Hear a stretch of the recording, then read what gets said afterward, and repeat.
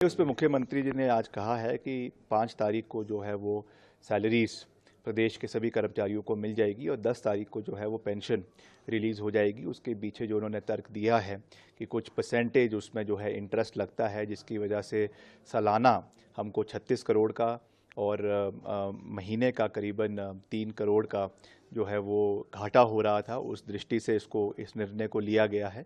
इसमें कोई दो राय नहीं है कि हिमाचल आज से नहीं मगर कई समय से पिछले करीबन 2-2.5 दशकों से प्रदेश की वित्तीय परिस्थिति ठीक नहीं है और समय समय पर हमने लोन्स भी लिए हैं। समय समय पर हमको एशियन डेवलपमेंट बैंक से, वर्ल्ड बैंक से सहयोग भी मिला है।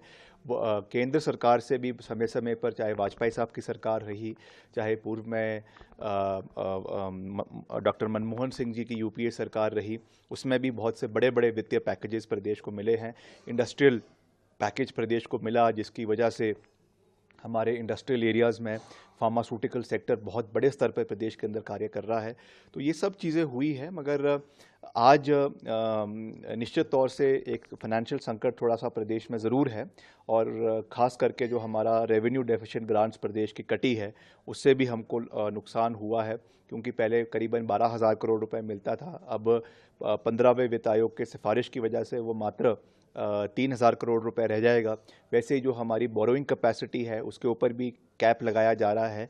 तो इन सब चीज़ों की वजह से प्रदेश में ये समस्याएं हैं, मगर उसके लिए सरकार महत्वपूर्ण कदम भी उठा रही है। हमें ये भी देखना है, हमारी आबकारी नीति से हमको कई 100 करोड़ रुपए का फ़ायदा भी हुआ है। वाटर सेस प्रदेश के अंदर लगाया गया है और आज ही एक नया जो है वो बिल विधानसभा में अभी पारित होने वाला है कुछ ही समय में, जो हमारे भांग की खेती को लीगलाइज करने के लिए, ये भी मैं समझता हूँ कि एक गेम चेंजर होगा, क्योंकि भांग की खेती केवल नशे के लिए नहीं है, वो तो उसका एक साइड इफ़ेक्ट है, मगर मेडिसिनल पर्पसेस के लिए, आपके जो है फार्मास्यूटिकल सेक्टर के लिए और हमारे फैब्रिक्स के लिए, कपड़े बनाने के लिए और भी कई चीज़ों के लिए इसका इस्तेमाल होता है। और निश्चित तौर से अगर इसको लीगलाइज तरीके से प्रदेश में उगाया जाएगा, जैसे और राज्यों में भी उगाया जा रहा है और मुल्कों में भी किया जा रहा है, तो मैं ये समझता हूँ कि इससे प्रदेश की आमदनी में आने वाले समय में बहुत ज़्यादा मुनाफा होगा और प्रदेश का व्यवसाय बढ़ेगा।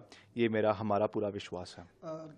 हम ये समझना चाहेंगे, जो सैलरीज की बात की गई है, फाइनेंशियल मैनेजमेंट की मुख्यमंत्री ने बात की है, ये लॉन्ग टर्म होने वाला है या शॉर्ट टर्म रहेगा जो क्राइसिस?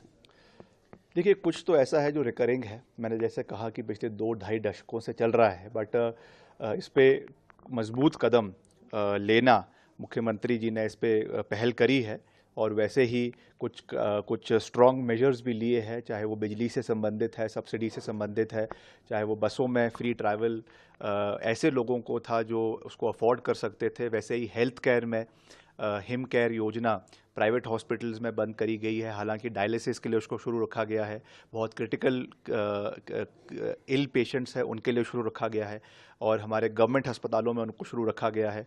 तो उसको वेवरिंग करने का प्रयास किया जा रहा है, क्योंकि क्रीमी लेयर्स जो प्रदेश के अंदर है, जो उसको अफोर्ड कर सकते हैं, जिनका इनकम टैक्स स्लैब्स 5 लाख या 10 लाख या 15 लाख रुपए एनुअल है, वो जिसको अफोर्ड कर सकते हैं, उनको इस दायरे से बाहर निकालने से भी करोड़ों रुपए का सरकार को बचत हो रही है। तो इन सब चीज़ों से हमको हर दृष्टि से आगे बढ़ने की आवश्यकता है। पर जैसा मैंने कहा कि जब हमको सत्ता मिली वर्तमान में, तो करीबन 85,000 करोड़ रुपए का ऋण उस समय हमारी सरकार के ऊपर था। और वैसे ही जब कांग्रेस ने सत्ता छोड़ी थी, पूर्व सरकार ने, वीरभद्र सिंह जी के समय में, उस समय करीबन 45,000 करोड़ रुपए का ऋण सरकार के ऊपर था। उसके पहले जब धूमल साहब ने सत्ता छोड़ी थी, तो वैसे ही करीबन 30-35,000 करोड़ का ऋण सरकार के ऊपर था। तो लगातार ये ऋण बढ़ता जा रहा है, ये एक चिंता का विषय है और मैं समझता हूँ कि इसके ऊपर राजनीति कम होनी चाहिए। ये चाहे पक्ष में है चाहे विपक्ष में है, सबको इसके बारे में चिंतन मंथन करना चाहिए कि कैसे हम प्रदेश को, जो ये डेट ट्रैप है, इससे कैसे बाहर निकालना है, इसके ऊपर मंथन होना चाहिए और प्रदेश को वापस प्रगति की राह पर आगे ले जाने के लिए हमको सबको प्रयास करना चाहिए। एमएलएज पर्क्स एंड सैलरीज को लेकर एक बिल लाया गया जो पास भी किया गया है। ओपोजिशन कह रहा है बदले की भावना से लाया गया, कि ये रेट्रोस्पेक्टिव इम्प्लीमेंट नहीं होगा।